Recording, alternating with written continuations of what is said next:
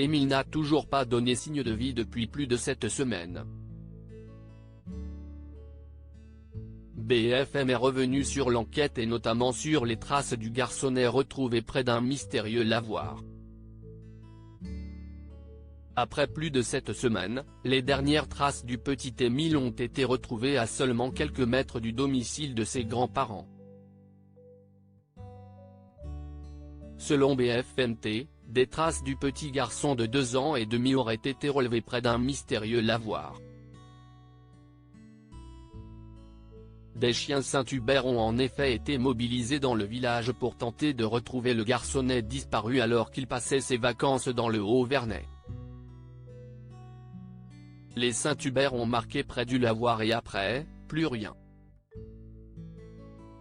Si est comme si le petit s'était volatilisé à cet endroit-là ou qu'il avait été soulevé de terre, a indiqué Grégory Leclerc, journaliste pour Nice Matin, auprès de BFM TV. Une piste comme une autre dans cette affaire qui a d'ailleurs été élargie aux chefs d'enlèvement, arrestation, détention et séquestration de mineurs. En attendant, le village du Haut-Vernay, dont les habitants vivent désormais dans des conditions très particulières, tente de vivre normalement en attendant la possible réouverture du village le 31 août. Les parents et grands-parents du petit Émile continuent de se murer dans le silence, même avec les autres villageois, ce qui est parfois décrié. Un village maudit ? Quant à ceux qui disent que le village est maudit, le maire de la ville a choisi de répliquer.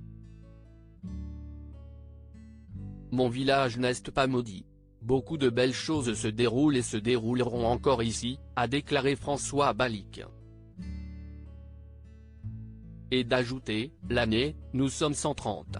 Là, au 15 août, avec les personnes qui ont une résidence secondaire, nous sommes 800.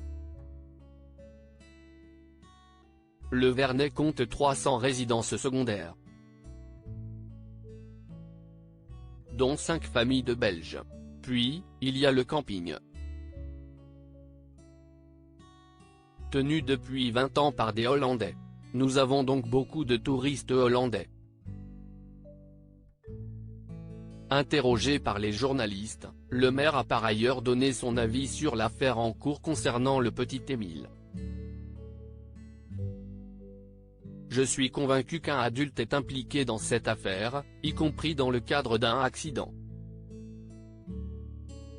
Mais je suis aussi convaincu qu'il ne s'agit pas de quelqu'un du village. On se connaît tous, a-t-il confié.